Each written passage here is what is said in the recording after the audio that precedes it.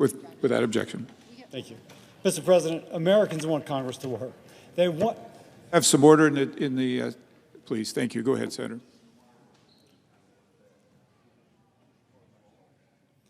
Mr. President, Americans want Congress to work. They want Congress to not just work as in being here, but work as in to collaborate and cooperate in order to get things done. But the reason there are such low expectations are because of days like today. My colleagues, are they proud of this? Is this what they think their constituents want? If you go back to any state and talk to like normal people, Democrat, Republican, they probably all agree that this place worked better. So why do my Democratic colleagues seem intent on undermining the normal operating procedure of the Senate, frankly grinding us to a halt? Like, who's asking them to do this? If they go to the states or their Democratic voters say, hey, listen, can Congress do a worse job? Can you become even less effective? Now, if you'd be too embarrassed to ask your own constituent, you should be embarrassed now. We're 7 months into President Trump's administration, and we have approved 0% of his nominees by voice vote or unanimous consent. Now, you may say, well, that's not anything strange. No, it is quite strange. You can see under H.W. Bush, 98% of the nominees voice vote or unanimous consent. President Clinton, a Democrat, 98%. George W. Bush, 90%. Barack Obama, 90%. Trump won. If you don't like Trump, he could have stopped then, 65%. And then President Biden, 57%. And I guess there's been a decline, but this is an abrupt stop. That's frustrating. 0%. 0%. Now, we would all like to be with our family. We'd like to be meeting our constituents. We would like to find out what's going on in our own districts. But we're having to battle this in order to get some of President Trump's nominees through. And by the way, as others have emphasized, these are not controversial nominees. This is like the ambassador to the Vatican. That's about as non-controversial as you can be. These are like not the cabinet secretary, not the deputy cabinet secretary, but a couple of positions below that. And so this is obstruction for the sake of obstruction. Now,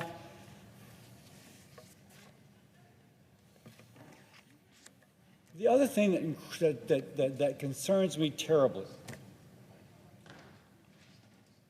Roy Blunt, former senator from Missouri, used to say that whatever one party does to the other party, that party will do it to the other party going forward, which is to say that we create precedents in this chamber, that we've always had a precedent of having a significant percentage of people who have been confirmed by voice vote or unanimous consent, as we've just gone through this chart.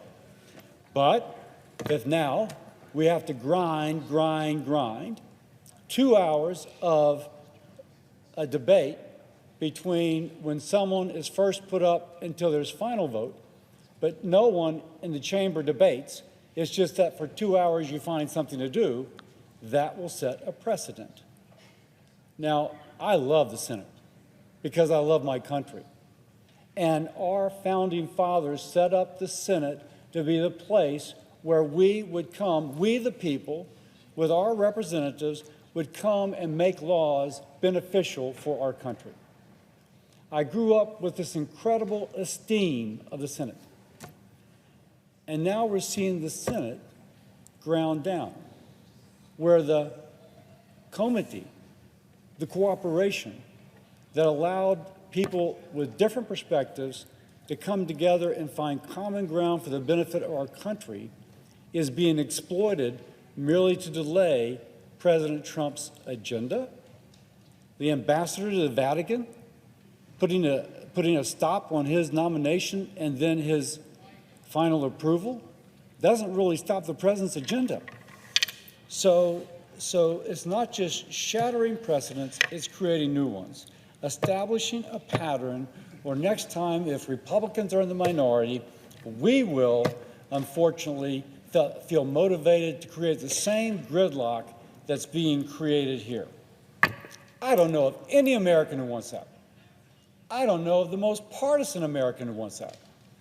Because they know when their side's in power next time, they want to get something done. And by the way, we're talking about the ambassador to the Vatican. This is not Secretary of Defense. This is not, you name the position. Now, I know my Democratic colleagues care about the institution as much as I, and I appeal to that concern. I appeal to that sense that we've got to make this place work if it's going to work for the American people. And we must be careful about what we do, because it will be done under us. I suppose this could be done in the name of resistance. I would say it's resistance to the will of the American people. The American people that want the Congress, who want the Senate to function, to get on to bigger and better things, to not break precedent, to set a new precedent, where in the future we work even less well together. With that, I yield.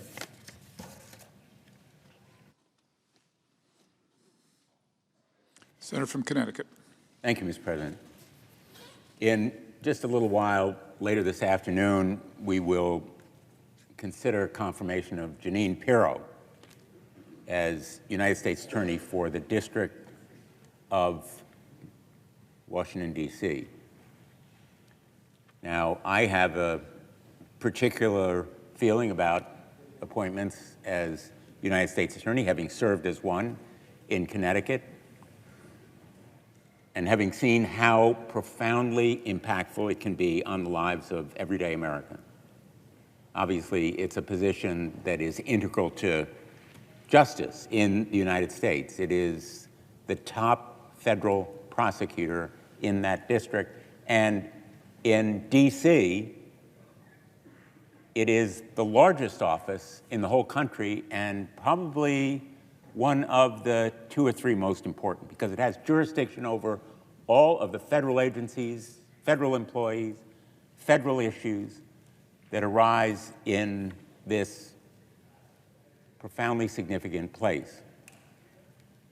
And like any prosecutor in the federal system, it is a position of absolutely staggering importance and power. I learned as United States Attorney that probably the most important decisions I made were whether to bring an indictment, that is to say, whether to charge somebody with a crime. Almost all were convicted. But convicted or not, speaking generally, somebody charged with a crime suffers damage for life, financial harm, reputational impact, families often disrupted. And that is no reason to avoid bringing charges, but only to make sure that someone who is making those final decisions is independent, objective, non-political in the way they go about the job. Jeanine Pirro is unqualified to be United States Attorney. She is unfit for this role. She is simply a loyal political acolyte and sycophant of the president. Loyalty is the reason she's been nominated, not experience. She is not objective. She is not independent. In fact, she is essentially an entertainer. Nothing wrong with being an entertainer, but not a qualification for being United States Attorney. And in fact, on her show, she's made Islamophobic comments so offensive that Fox News temporarily suspended her from the air. She's promoted a wide variety of damaging, offensive conspiracy theories, including the thoroughly debunked allegation that some pro-choice states allow doctors to kill fully delivered, breathing babies. And she was a key figure in promoting the entirely baseless claim that the 2020 election was stolen. Her public record essentially disqualifies her from serving as the chief federal prosecutor. And her nomination is more serious and more profoundly important than just her particular place. It is, in a sense, a symbol of what President Trump is doing to the United States justice system. My Republican colleagues are simply not willing to put her, or are not only willing to place her at the head of the largest United States Attorney's office in the country. Last week, they moved her nomination forward by a party line vote. They've rallied behind her, not in spite of her record, but because of it. Again, simply because she is loyal to the president. So the issue here is not only about her, it's about whether loyalty will qualify somebody for this kind of powerful position in the United States Department of Justice, which is supposed to be above politics, when she's demonstrated that, in fact, she would be totally unfit for any such office. How loyal is she? Well, she was individually discussed in the defamation lawsuit against Fox News for promoting 2020 election conspiracies. Her totally false comments were at the center of that defamation case.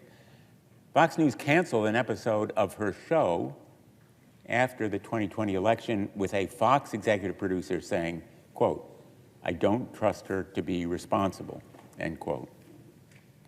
A Fox producer called her, quote, "a reckless maniac," end quote, in an internal email. These were her colleagues, her coworkers, her producers. And one of them asserted that, quote, "she should never be on live television," end quote, and described her draft monologue as, quote, "rife with conspiracy theories." That defamation case ended in a settlement in which Fox News agreed to pay $787 million, in part because of statements she made on the air. The history of peddling conspiracy theories on cable news should be fundamentally disqualifying for any prosecutor, let alone the head of the largest United States Attorney's office. Her record should preclude her from receiving even an interview for an assistant U.S. attorney position. Instead, her loyalty, at the expense of truth, has won her a nomination for one of the most powerful Department of Justice positions in the whole country. And her specific record around the work of the very United States Attorney's Office she's now nominated to lead reveals how unqualified and unsuitable she is for this role. And here's the most important part of her background. 4.5 years ago, as we all know, rioters stormed the United States Capitol, contributing to the deaths of Capitol Police, injuring them severely, disrupting the vote counting for president, and leaving devastation in their wake. The United States Attorney's Office for D.C. was primarily responsible for bringing the January 6th rioters to justice, with praise from both sides of the aisle for the diligent and dedicated work they did to make sure that justice was done. For years, those prosecutors worked alongside the FBI to investigate, to build cases, to bring prosecution against the rioters. They didn't choose those roles or assignments. They were chosen by the Department of Justice to do their duty and enforce the law. But on her radio show, Jeanine Pirro agreed with a guest who said the Department of Justice prosecutors handling the January 6 cases should be criminally prosecuted. She said, quote, "I absolutely agree with that," end quote. And in her response to this committee's questions, she failed to disavow this position. In fact, she failed to directly answer whether she believed federal prosecutors assigned to work on the January 6 cases should themselves be prosecuted. In other words, she sided with the criminals.